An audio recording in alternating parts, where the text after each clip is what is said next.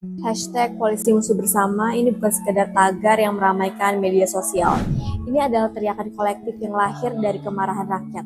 Sebuah cermin persepsi publik bahwa aparat penegak hukum di negeri ini tak lagi hadir sebagai pelindung, melainkan sebagai bayang-bayang ancaman. Polisi tidak lagi dipandang sebagai pengawal demokrasi, melainkan benteng oligarki. Kasus tragis yang menimpa Afan Kurniawan, pengemudi ojek online berusia 21 tahun menjadi pemicu terbaru. Nyawa Afan melayang setelah tubuhnya remuk dihantam kendaraan taktis Brimob saat ia hanya sedang mengantarkan pesanan makanan. Masyarakat tersentak betapa mudahnya hidup rakyat jelata dilenyapkan di tangan aparat. Setelah kematian Afan, jalan-jalan di ibu kota dan di beberapa kota di Indonesia dipenuhi amarah. Demonstrasi besar pecah, bukan hanya menyoroti kesewenangan aparat, tapi juga menegaskan jurang lebar antara rakyat dan elit. Di tengah teriakan rakyat, mahasiswa dan buruh, muncul fakta mencolok bahwa anggota parlemen menikmati fasilitas lebih dari 100 juta per bulan. Sementara buruh Indonesia rata-rata hanya hidup dengan 3 juta, itu juga belum dipotong pajak. Protes sosial diterjemahkan menjadi gangguan publik, sementara suara kritis diperlakukan sebagai ancaman. Di jalan, polisi menjawab aspirasi rakyat dengan gas air mata, pentungan, dan water cannon. Ini bukan insiden pertama penggunaan kekuatan yang tidak sah melawan hukum dan secara sewenang-wenang oleh polisi dalam menangkap para pengunjuk rasa selama demonstrasi. Insiden yang berulang ini membuktikan kegagalan pihak berwenang dalam menghormati, memfasilitasi, dan melindungi hak untuk berunjuk rasa yang dijamin oleh hukum hak asasi manusia baik nasional maupun internasional. Para pengunjuk rasa yang turun ke jalan untuk menyuarakan aspirasi, mereka menghadapi kekerasan yang berlebihan, termasuk pemukulan yang dapat dianggap sebagai penyiksaan. Para jurnalis yang meliput protes, bahkan ambulans, para medis juga menjadi sasaran intimidasi, ancaman, dan kekerasan yang tidak sah oleh polisi, yang mengakibatkan pelanggaran hak atas integritas fisik dan juga kebebasan berekspresi mereka. Kontras mencatat sepanjang Juli 2024 hingga Juni 2025 terdapat 602 kasus kekerasan oleh polisi, dengan 411 diantaranya berupa penembakan. Terdapat sebanyak 38 peristiwa penyiksaan, setidaknya 10 orang tewas, 76 lainnya luka-luka, dan 37 peristiwa pembunuhan di luar hukum yang menghasilkan 40 korban jiwa. Menurut Lokataru Foundation, lebih dari 600 warga ditangkap secara sewenang-wenang dalam unjuk rasa. Data ini menggarisbawahi bahwa kekerasan bukan lagi penyimpangan, melainkan bagian dari mekanisme rutin. Inilah yang disebut dengan kebrutalan yang dilembagakan. Negara gagal dalam memfasilitasi ekspresi masyarakat. Negara takut pada suara rakyat. Pola-pola kekerasan yang sama terus berulang. Adanya penyiksaan berupa kekerasan fisik dan psikis ketika dilakukan penangkapan massa aksi oleh polisi. Intimidasi, framing buruk terhadap kelompok anarko yang dijadikan kambing hitam oleh aparat untuk membenarkan tindakan kekerasan. Adanya penggunaan kekuatan yang berlebih. Bagi negara demokrasi, kebebasan menyatakan pendapat, berserikat, dan berkumpul bukan sekedar hak, tapi juga bagian dari mekanisme kontrol sosial atas kekuasaan.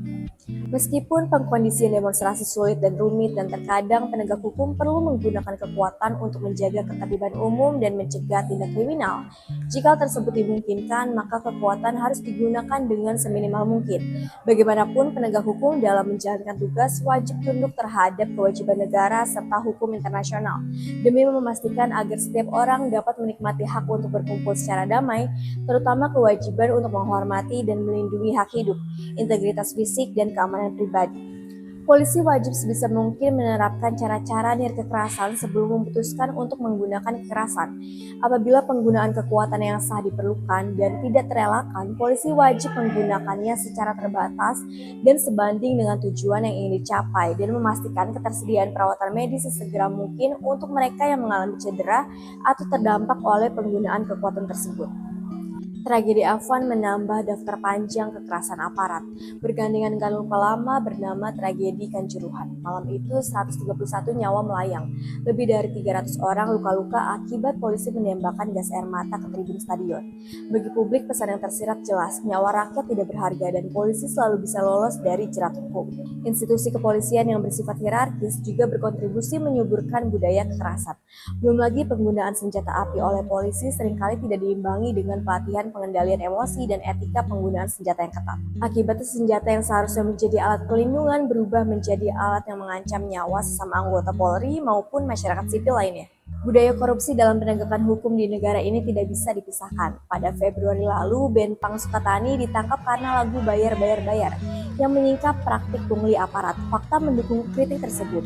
Sebuah jejak pendapat menunjukkan 30,6% responden mengaku pernah menyuap polisi, mulai dari denda lalu lintas hingga kasus pidana. Menurut Transparansi Internasional Indonesia, kepolisian dicap sebagai salah satu institusi paling korup. Meskipun budaya korupnya tinggi, Polri justru menerima alokasi anggaran yang fantastis.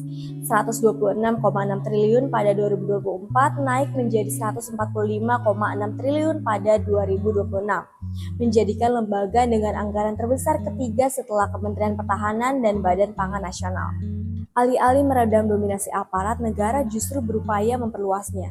Revisi Kitab Undang-Undang Hukum Acara Pidana yang tengah dibahas memberi polisi wewenang mengawasi penyidik khusus lain, termasuk penyidik pegawai negeri sipil. Ini membuka ruang intervensi yang lebih luas lagi. Draft KUHP 2025 juga memperluas kewenangan paksa polisi dalam penangkapan, penggeledahan, hingga penyitaan. Dari data, kasus, hingga regulasi, benang merahnya jelas.